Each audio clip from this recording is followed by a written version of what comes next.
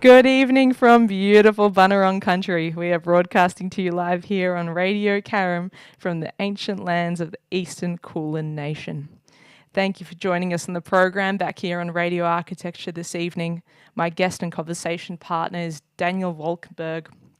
And Daniel founded Poly Studio in 2012 after gaining experience working in a variety of architectural practices, including Studio Liebskin in Berlin and as an associate at Lab Architecture.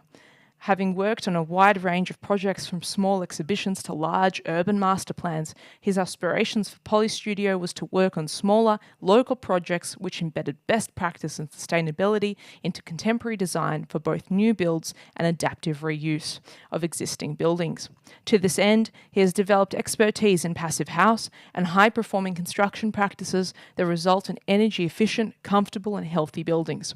Daniel is driven by the capacity of architecture to structure the relationships between things, that is, buildings and materials, spaces, functions, interior and exterior. Key architectural interests include housing, educational and cultural facilities, public spaces, and strategic master planning. He has taught design studios at both RMIT and Melbourne University. Welcome to the program, Daniel. Thank you. It's so good to have you on the program. I'm really excited also to ask you later in the conversation about your time at Studio Liebskin, because I was recently fortunate to meet Daniel Liebskin in person. Still dream of interviewing him one day. So Daniel and Nina, if you're listening, come. The seat is always open for you on Radio Architecture. But I love also hearing memories of how people have worked together and collaborated together. And certainly in this program, we have shared many memories of former staff of the office of Robin Boyd, for example. So building into that lore and legend and memory. But the first question I love to ask all my guests is, what is your earliest memory of a building or place? Well, I think I think the most profound early memory, I mean, it's probably not my earliest memory, but the most profound one was probably going to St Kilda Synagogue, actually, because we would only ever go on the high holidays, but there was just something very, like, just the gravitas and the beauty of the space. And there was just a sense of occasion about going. Well, I mean, we weren't particularly religious, but there just was something special, I think, about being in that high volume and the dome as well. And the choir and and it was just full of people. And I was probably the only kid that would sit and listen to the actual rabbi's sermon. And all the kids would leave. I would actually stay. It was just, I think that was actually something that was quite profound. Were you always really studious? I was pretty sort of studious, conscientious kid, yeah. Why architecture? Well, architecture was something that probably from when I was, probably an early teenager, I decided that I wanted to study architecture and be an architect. And I just think there was something about maybe it was the romance of it. I think there is. I did read The Fountainhead, so that was also an influence. I guess that figure of the kind of the heroic architect was something that. Do you think it's lived up to those expectations, your experience, or I think working with architects? Yeah, no, I think when you see the reality, it's very different. It's about a team. It's about like a lot of very talented people and collaborators and consultants and bureaucracy, and there's a lot that's very different from how it's portrayed. But did you know many architects growing up? I didn't know many. I did. My parents were friends with Charlie Justin, so and I did past guests on the program. Right, yeah. So I did work experience at SJB when must have been in year 10, and it was the height of there was a recession. There was a big recession in the early 90s, and so I went along and did a week's work experience, and they had an office of probably 50 empty sort of drafting boards. Wow. And I sort of shadowed along with Charlie during the week, and he was like, "Why do you want to be an architect? Like, this is the worst profession." They always try to talk you out of it. I That's did my right. work experience at your one of the former offices where you had worked at Lab Architecture Studio, and I'm pretty sure your colleagues at the time also tried to talk me that's out of right. it quite emphatically. But I was very, I was like, oh, whatever. I just want to be an architect. So Didn't scare you away. No, that's right. You have to have that thick skin in the vocation, I think. When people tell you how hard it is, or say, don't do it like this, do it like that, or wait. It's always wait and slow down, but no. Yeah, that's right. I think, Keep pushing. Exactly, yeah. Where did you study?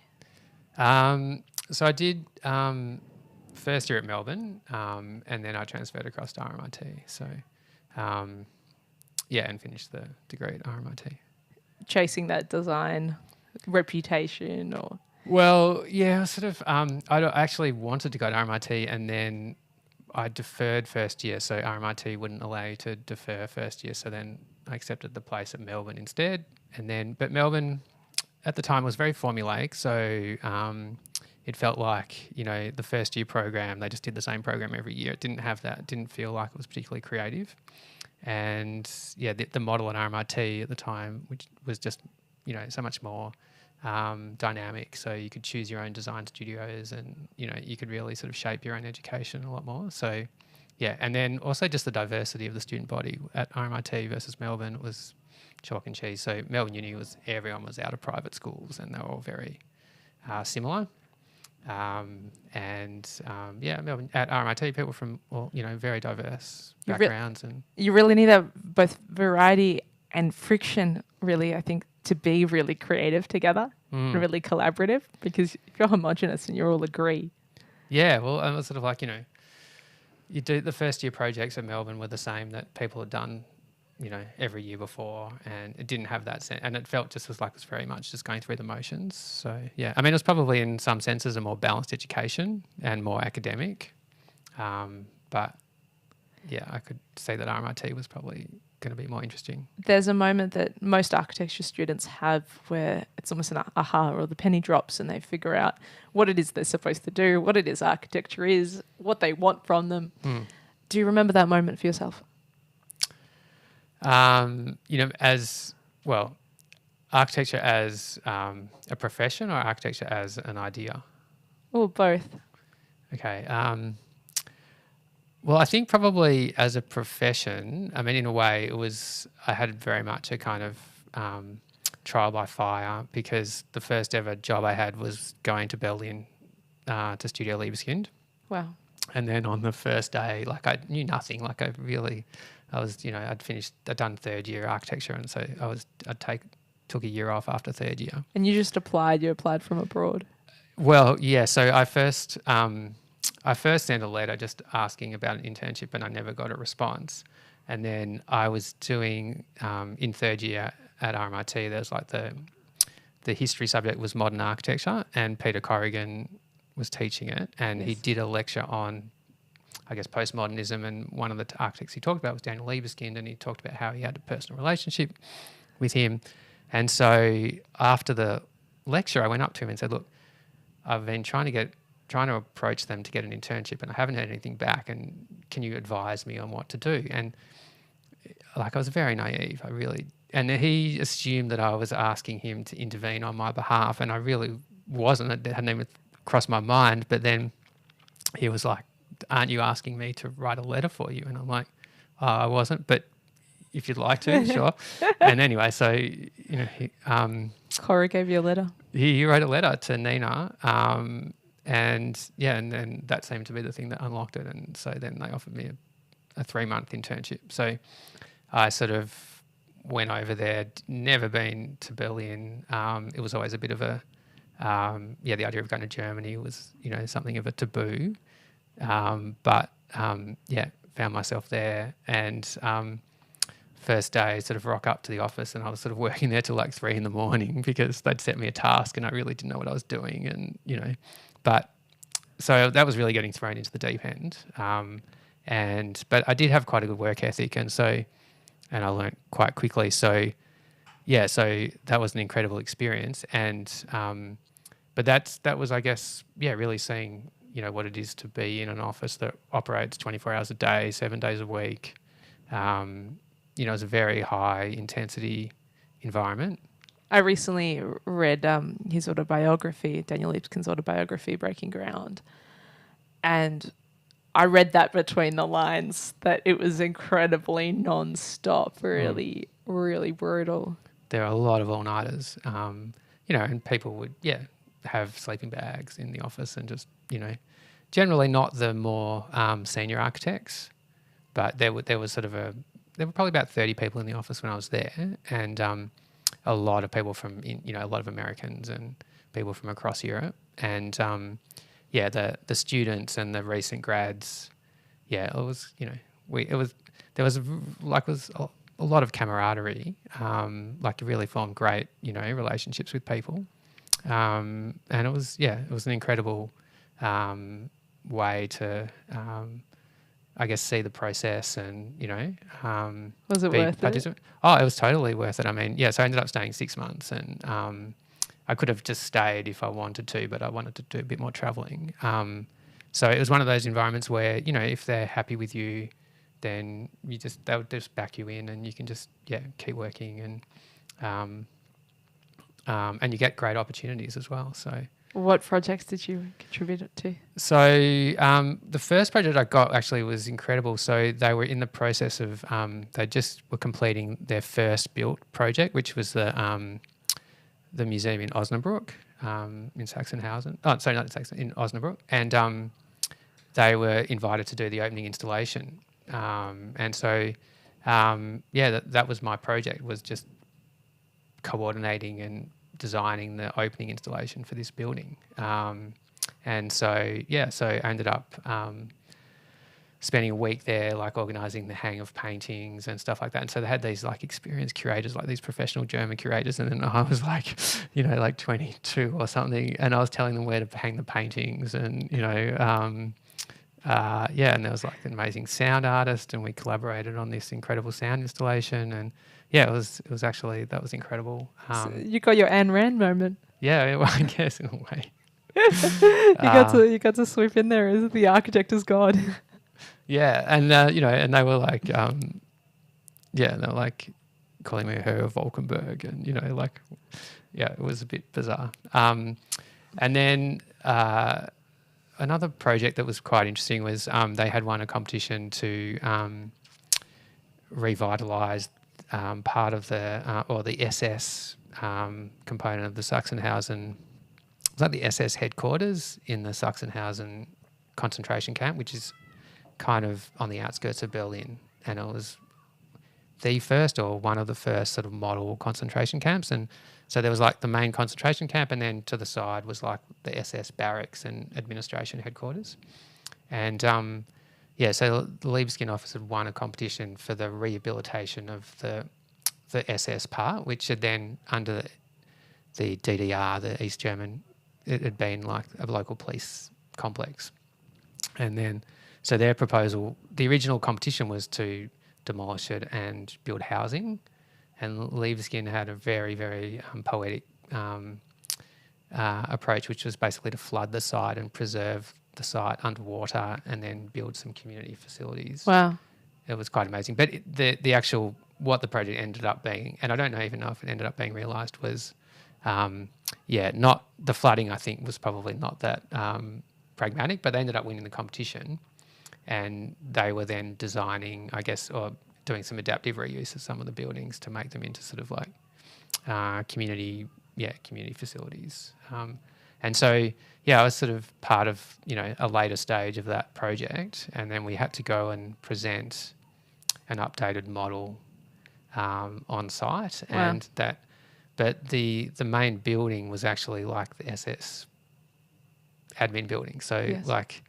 Built into the architecture were all SS kind of logos, and it was quite surreal. A Jewish kid from Melbourne. 22. Yeah. No idea yet. Frontal lobe hasn't fully developed. Yeah. So I haven't been to Berlin.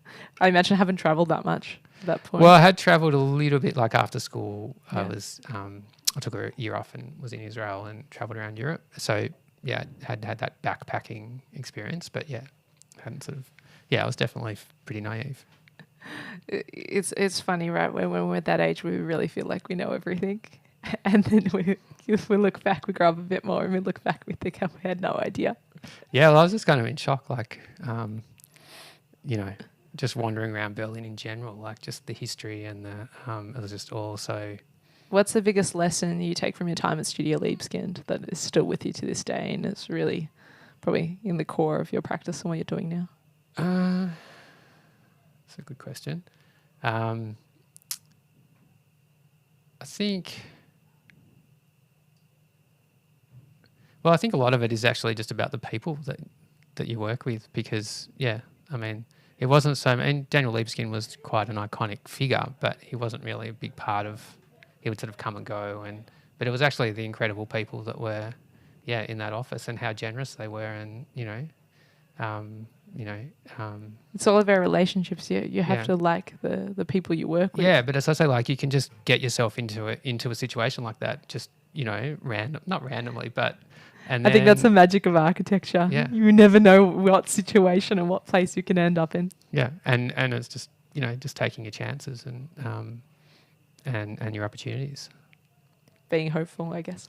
And then, interestingly, and then that led to then working at Lab, because as I was finishing up at Studio Libeskind, and they said, oh, you're going back to Melbourne, do you know about Lab? And they've won this competition for Federation Square. And I was, no. And then they said, well, if you want, you should just, when you arrive, you should just say that you've worked here, and then, they should give you a job. So then when I got back to Melbourne, I just called them up and I said, oh, I've just been working in Berlin with Studio Libeskind, and, do you have any jobs? And they said, yeah, come in. And so then I, as a student, as I was still studying, then I was working nearly full time actually at Lab. So. Unreal. Yeah, and it is, I guess there is that sense that, once you sort of break through in a way, then there's a lot of opportunities that can just, cascade from there. So. Once you start, you're off. Yeah. There's really the beginning. So then let's circle back. When did the penny drop and have that light bulb moment about architecture, the idea? I think that was probably, maybe a little bit later. So then for me, I think working at Lab, that was probably the more sort of intense grounding in sort of thinking about architectural process and design process.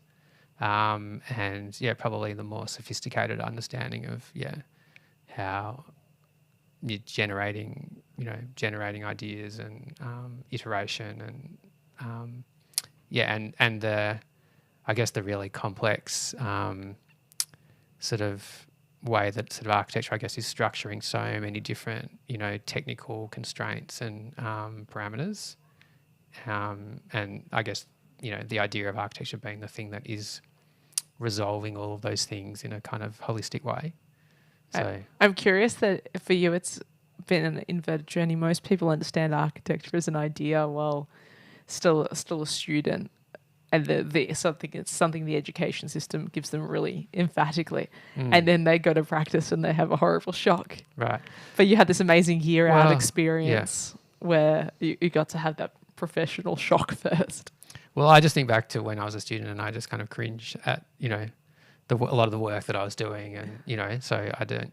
Yeah, it's very cringy for me. So because I feel like with anything, as you're starting out, basically you're trying on a whole lot of different ideas, and trying them on, seeing what works, what doesn't, and but in retrospect, you kind of go, oh.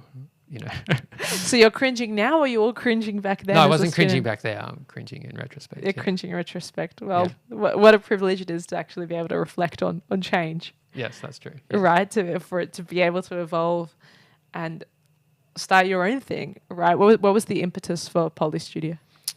So tell me about the name as well. Oh yeah. Well, okay. So just in terms of the impetus, so I'd been working for a while in other practices, predominantly Lab, but some other experiences as well. And at Lab, a lot of the work we did was overseas, and it was doing sort of quite large master planning and concept design projects in China and in the Middle East. And not really.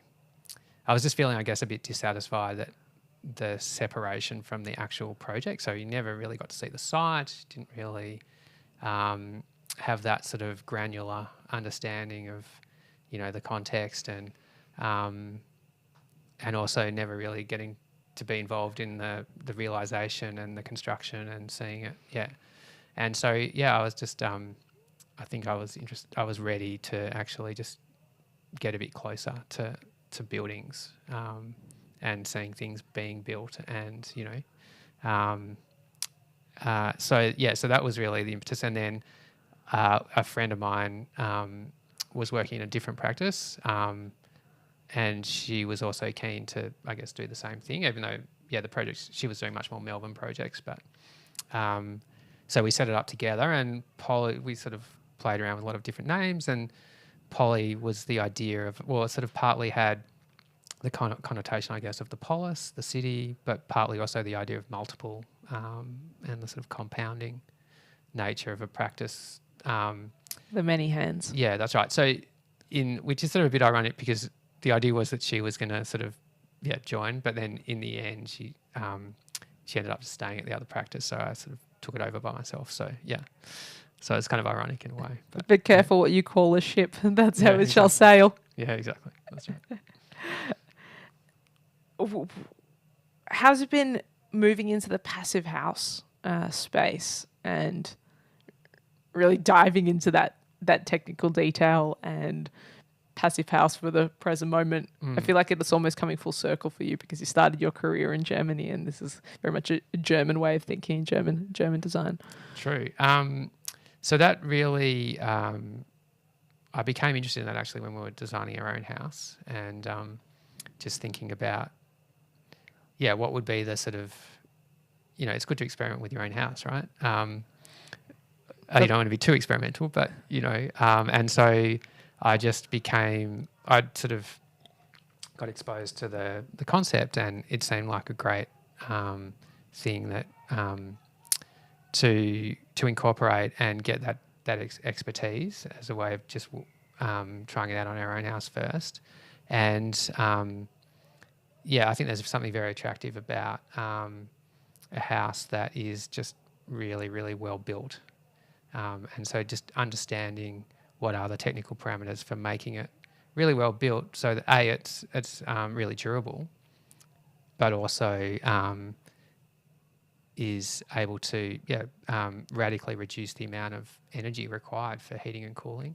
But it is interesting because as our economy decarbonises in terms of energy, actually in some respects passive house, I mean, it's still an important thing to do, but interestingly enough, probably the real challenge now is reducing, if you're worried about carbon emissions, the real challenge now is actually about reducing the embodied energy in buildings, like because there's so much. So because once electricity is generated from renewables, you're probably less concerned with the carbon emissions from electricity and heating and cooling, and more worried about the carbon emissions involved in concrete and steel, and aluminium, and other products that we're using. So that's probably the next frontier, I think. It's almost retreating back from passive house in a way. One of the critiques is that it's overkill for the Australian climate. Well, I don't think it is, but I mean, you just have to do less, depending on the climate you're in, you just have to do less to achieve passive house. So it's not that it's overkill, but you just have to make it suitable for the actual climate that you're building in. But the principles remain the same. Do you find most of your clients that are coming to you have done their own research, self-educated on sustainability, on passive house standards, and they're really feeling really, really motivated, this is the kind of home they want, or you are guiding them towards that as a best practice and a strategy? So there are some that have that come to me wanting passive house, and they know a lot, like they've done a lot of research, and they love it. They're a bit nerdy, aren't they? Yeah, exactly. So, and then there are others who probably are less informed about those issues, and then it's about trying to guide them towards what is the best practice, and some of them are sort of not that it's not that much of a concern for them whether their house is super efficient or not. But then I think the thing that is important is just to talk about the healthiness of the internal environment. Yes. And the durability of the house, of the building itself, and just trying to make sure that it's it's that you're able to manage all of like the condensation risks and the mold and all that stuff that unfortunately in contemporary buildings we have, unless you do introduce a lot of ventilation, mechanical ventilation, then unfortunately they're at risk. So I really feel though that's where we need to shift the conversation towards health and durability, because some of this other kind of reasoning is just not enough when families are under financial pressure or just general kind of stress and decision-making stress, right? It's not enough for them to want to make the sustainable choice or the environmental choice or the better material. But if it's their health is on the line, the environmental air quality, the allergen risk, the mold. It's also protecting their investment. I mean, they're putting a lot of money into building the house in the first place. You want it to, that to be secure as well, and not have all of this stuff happening that you can't see behind the plasterboard. And you want it to last long beyond the warranty periods expire. You want that durability. I sort of feel that true sustainability is actually when we get into that durability side where the design is beautiful enough and good enough that people want to protect it and want to preserve it and want to look after it, and it lasts well past the feasible, usable life of the building. Yeah, no, I totally agree. And I mean, there is a false economy, I think, that we see a lot with, a lot of buildings that they're just built cheaply, and then you see them 5 years later, and Do you feel like the durability or sustainability through durability is a camp that sits opposite to the design for disassembly kind of school of thought? Yeah, so I'm not so convinced by this disassembly sort of fixation. Yes. Because, I'm not sure, like most buildings, we do want them to last. And so the idea that, after 50 or 70 years or whatever, that they're going to be disassembled doesn't really, I just don't feel like that's particularly relevant to most buildings that we're building. There's certainly some buildings where it's appropriate to think about that. But I think for most buildings, most houses, we should be thinking about them as being able to be, in place for a really long time, just like the terrace houses of the Victorian period are still being used. So still being used, cared for, exactly, modernised, renovated, and it gives character, it gives richness and detail and fine grain to our city, to our urban life, to the street. Yes, I too am, as listeners would know, not entirely convinced by design for disassembly. And there's an interesting argument in, well, what can you renovate? Can you build in a way that it can be adaptable into the future? Mm-hmm. Which most things we can kind of adapt and insert into with strong bones. But it feels antithetical to what architecture is, right? Architecture should be more permanent, right? The Vitruvian principles of firmness, commodity, and delight in the first book ever written on architecture. Firmness, commodity, and delight. And from that very core kind of first week of architecture school, I felt that the permanence, the presence, the firmness, should have that longevity in it. Yeah, well, I think it's an interesting exercise to think through how could we fully disassemble a building. I just don't know that it's that relevant to most buildings that we want. Or that human behaviour will actually follow through. Well, that's the other aspect. Right, it's a nice concept, it's a nice ambition, but I don't know a single project yet where the builder, when they've gone to demolish something, has called up the carpet supplier and said, hey, come take back this carpet for your reuse scheme and shred it up through your carpet mincer. Because the time is money. Yeah, that's true. Yeah. Do you have a dream project? Oh, there's many. um, yeah, I mean, look, I love housing. And so, I mean, most of what I do is single housing. I do a bit of multi-res, so it's a bit difficult at the moment. But I mean, obviously, the dream projects are, museums and libraries and, those kind of projects, the cultural projects. But yeah, but I'm actually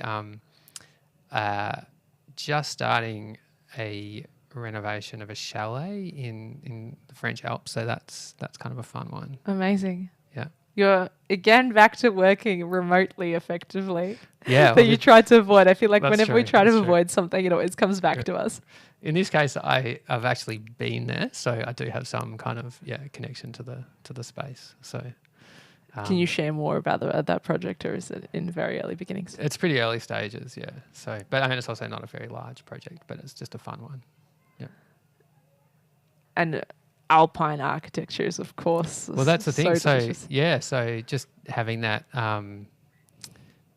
that little sort of introduction into then starting to learn about the sort of the local building traditions and in the sort of the French Alps. So that's really great. And there's a lot of sort of stone and timber.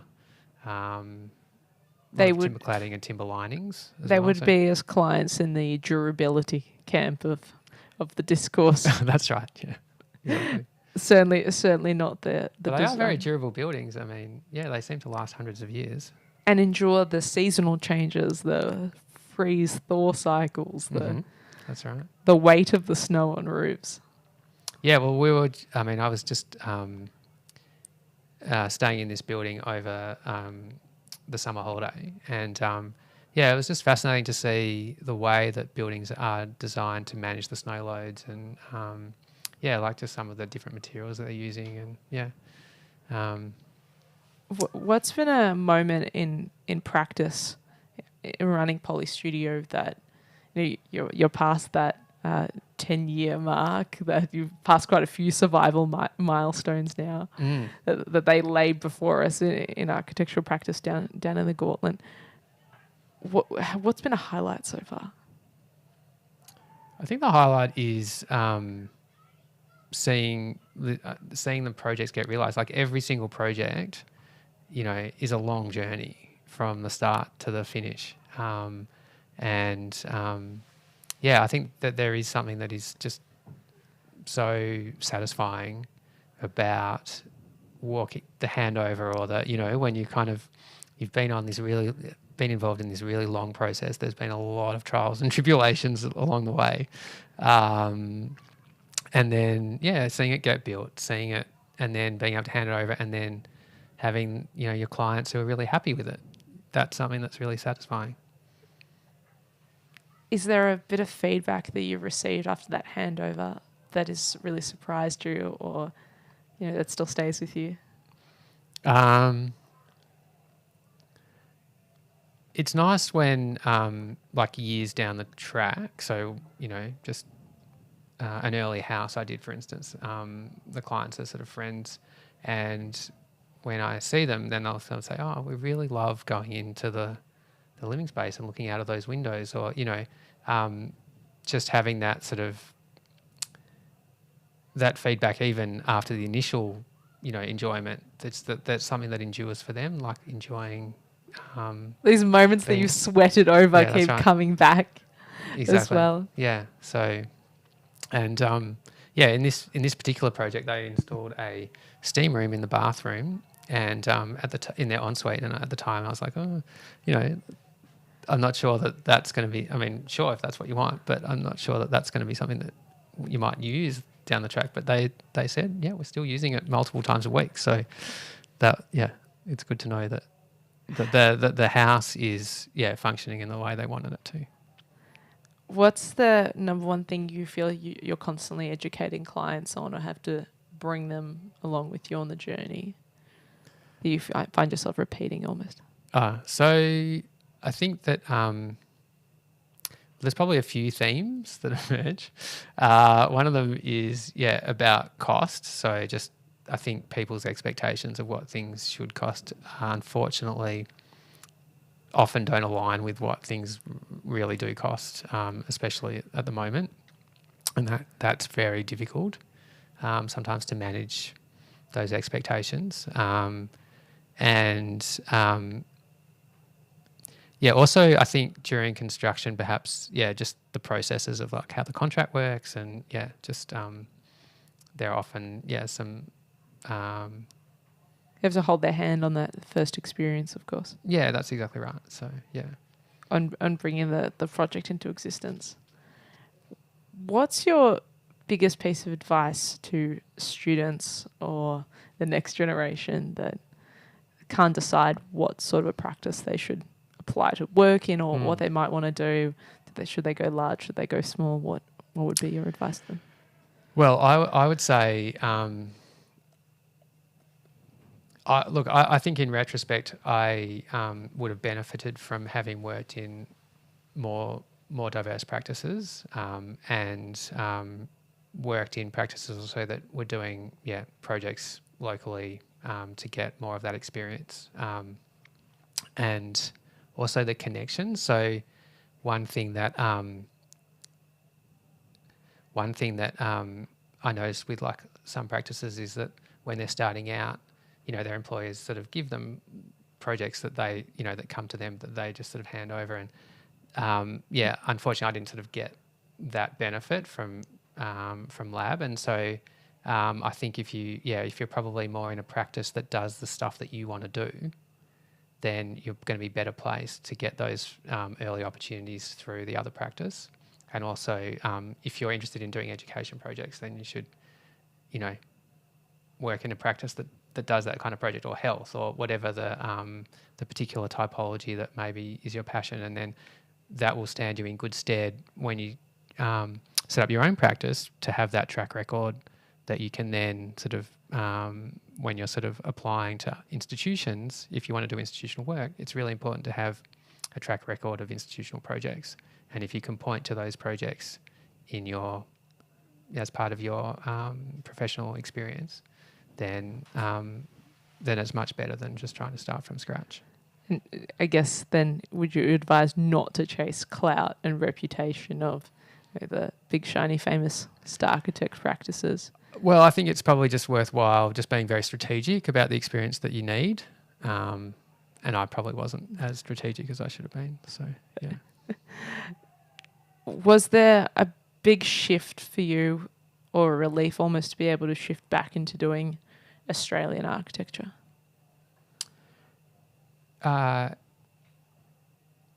In the sense of... doing so much work abroad, having to think about foreign context, foreign culture, kind of more international aesthetic, to then shift back to Australia and be dealing with what is Australian architecture and those sort of creative concerns. Yeah, well, I think it's more about having that intimate knowledge of the context. But I did really enjoy, actually, with a lot of the projects, just it was an opportunity to learn about other places and trying to do that background research and try and make them relevant, try and make the designs that we were working on relevant to what the context was. So that's an interesting exercise. But I think always as an overseas architect working internationally, it's never going to be as rich, as nuanced, as informed as someone that actually intimately knows that place. So that was something that I was kind of found sort of a little bit disillusioning, I guess. And so, yes, there is a kind of relief that when you then start working in your own backyard, that you actually really do understand that, and the response is going to be much more. I think it's going to be much richer. Richer, exactly. Yeah. That segues to my next question: is what is Australian architecture, or how would you define Australian architecture? Well, I don't know that there is such a thing. I mean, there's probably lots of architectures. I think Melbourne is, obviously quite different from Alice Springs and Darwin. And so, every place will have its own specific, I guess, quality of architecture. I mean, I think the quality of architecture in Melbourne is, just very, very high. There are a lot of really great architects practicing in Melbourne. But yeah, I think that, and they might have a sensibility that they can deploy in another place in Australia, but it will be probably quite different when it is, I guess the expression of that should be quite different when it's in a remote or rural setting. Do you think we'll ever solve that question or be closer to the answer? I feel that Australian architects have been, perhaps since postmodernism, since Peter Corrigan's time, been grappling with what is an Australian architecture. How can we build an Australian architecture? Well, I think probably for someone like Peter Corrigan, it was very much based on suburban life. But that's not. But as I guess the point I'm trying to make is that's not necessarily relevant to a lot of people that don't live in suburb, the big Australian cities. So. Yeah, so look, I don't know. I don't know that there's any. There's a lot of different currents, I guess, that would make up a diverse sort of, Australian architecture. Maybe hindsight will tell us. It might be one of those things we'll be able to look at retroactively. So then I wonder, what does good design mean to you? So I think good design is basically the ability of, like a project to mediate between like a whole lot of different sort of parameters and constraints and technical kind of requirements, which is what, sort of any piece of architecture is really kind of addressing so many conflicting and competing requirements, but doing it in a way that, it has its own kind of, it absorbs all those things, but it has a kind of coherence to it, which transcends any one of them, I think. So it's, it's a kind of creative experience that and representation that is sort of, that's not dominated by any one of those particular things, whether that's structure or, environmental consideration or, heritage or planning constraints or budget or, all of the myriad of things that an architect has to kind of deal address. with and be on top of, yeah. So I think, it's that sort of really complex sort of, well, I guess you're able to then, put it all, have a kind of coherent sort of object that comes out of it that addresses it all. I want to pick up on that word transcendence. You're saying really that architecture has to move you, has to push the experience or the way you relate to place or the feeling you have or the ideas that you're sensing. Yeah, well, I think the things that I've always been probably more interested in is like architecture as sort of an organising device. So, spatial organisation. I've always been really interested in, plans and different sort of organisational principles that go into buildings and, the spatial design. I've probably been less interested in sort of architecture as meaning, that kind of very sort of that's a very Daniel Wolkenberg. Well, yeah, Daniel Wolkenberg, and probably also, in Melbourne, there's, there's a school, I guess, of architects where there's ARM and Lions, and where everything is about, this sort of really invested surface that's supposed to have all these kind of, ideas, representative, it's supposed to be representative of some kind of identity. And I'm much more interested in, what the space does and how it's organised and how it connects and solving those planning and how living problems for your clients. Yeah, that's right. But also how it structures. Yeah, it's more about how it structures your experience of the space or, of the context as well. Past guests on my program have said that not every building is architecture. How does that sit with you?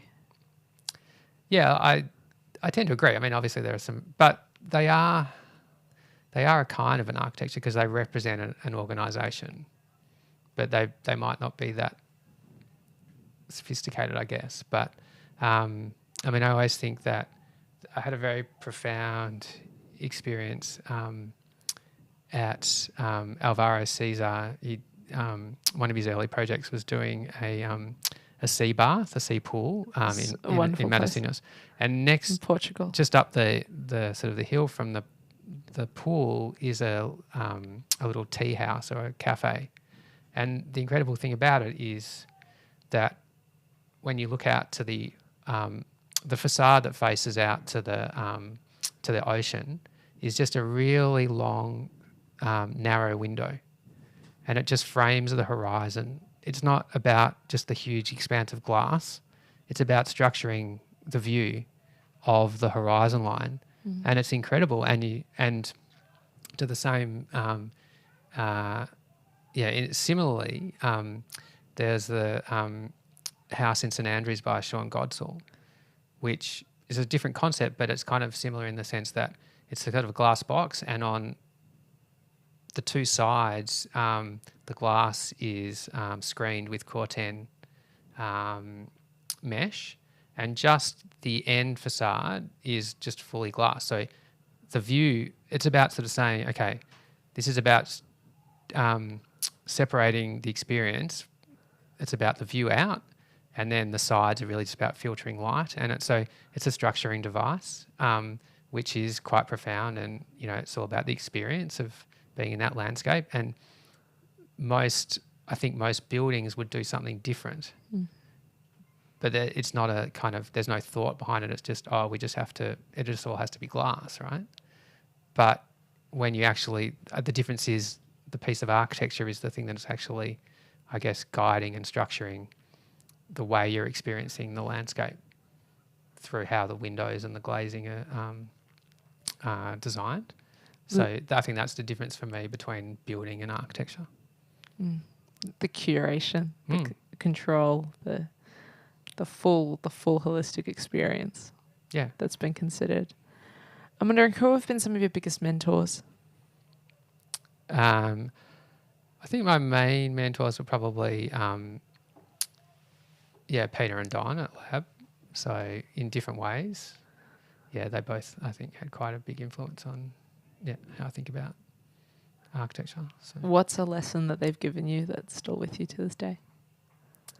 I think it's about, for me, it's about in the early sort of phase of design, it's not being fixated on any one particular solution, and it's about like actually generating a whole lot of different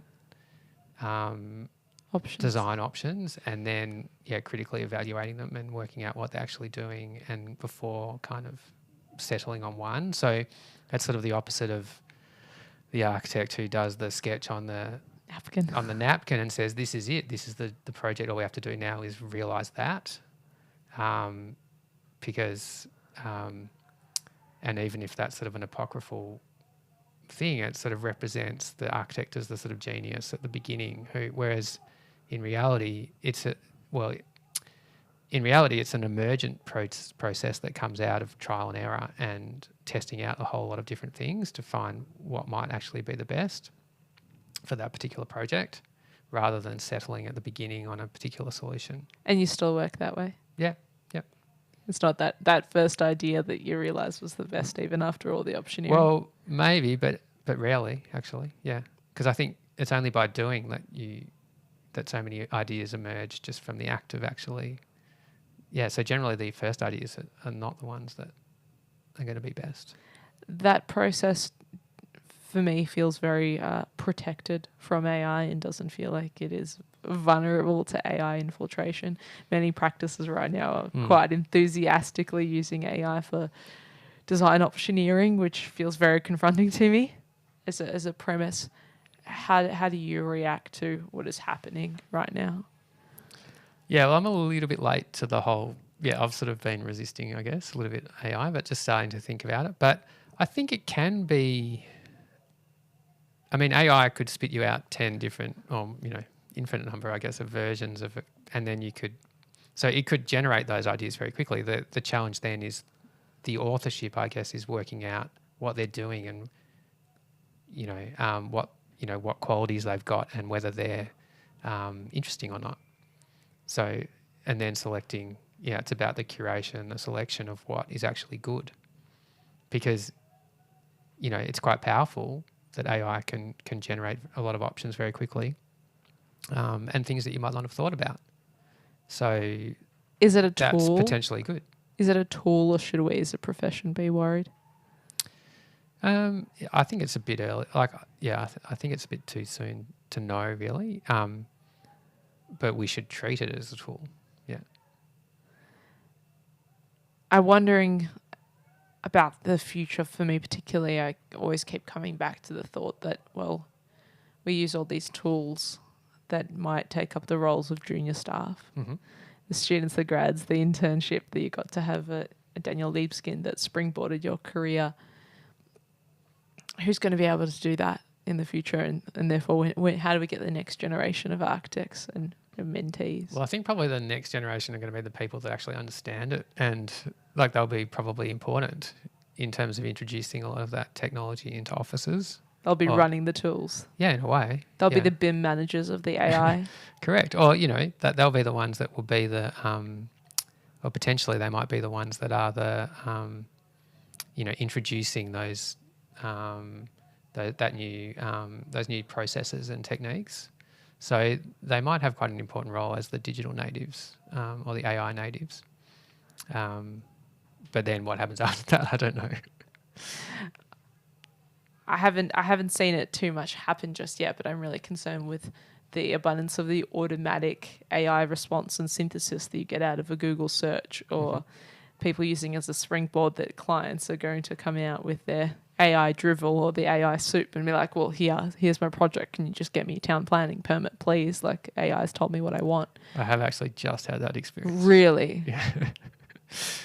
Yeah. So on a project, a hotel project, and been working on it for some time. It's a very complicated site. There's a lot of it's got a lot of sort of overlays and site conditions, and needs a lot of sort of technical kind of inputs. And anyway, recently the client did come or sent through these renders that were clearly sort of generated by AI. And how did you turn off the steam out of your ears? Well, how do you deal with that? Well, I find in general it's good not to respond too quickly. So give oneself a day or so. Write the email, delete it. Don't press send. Just don't do anything for a day. Oh wow, no, that is difficult, and it pushes us into the space that we have to continue advocating for the value of good design as a profession, don't we? And the value of the human-made. I think that's emerging as a conversation now in craft and art spaces, and perhaps will inevitably bleed into architecture, that the human-made will have value, immense value. Yeah, I think so. I mean, obviously I think, modern methods of construction probably offer a lot of, opportunity, hopefully, for bringing down construction cost. So I think we should be a little bit open to how things are fabricated in new ways that actually are maybe a bit more productive and better as well, like maybe better quality for some prefabbing. You're thinking in the fabrication and construction space. Yeah. My reaction to the human-made trend was early in the process, design up front, that the design is human-made. Yeah. Yes. My latest pet peeve is receiving AI drivel email responses. That it is doing the ChatGPT back summary to me. Yes, I think, we're going to have to learn to live with that, I think, unfortunately. or resist it, be that human, because if I'm frustrated, then I can't be the only person frustrated, and surely my people are out there. Yeah, no, I mean, I write my own emails, so I can guarantee you of that. I am mindful of the time, so I will ask my last question, and I wonder, what gives you hope?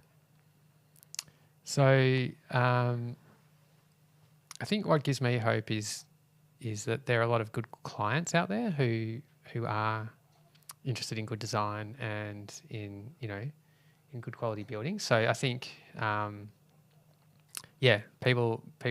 people in Melbourne are generally quite well educated about architecture, and so I think that's really great, because then they're obviously they have high aspirations, and they also are interested and engaged. So that's what we need. Hear, hear. Thank you so much for joining me on the program, Daniel. Thanks so much.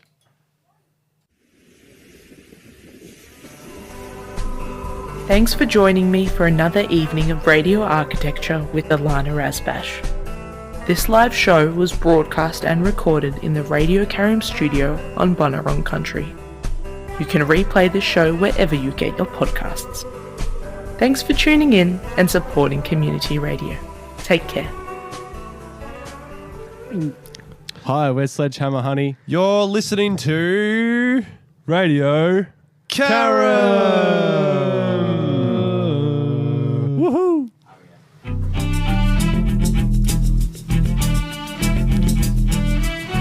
Hi, this is Naomi Libba, composer and vocalist. Keep tuned to Radio Architecture, they rock.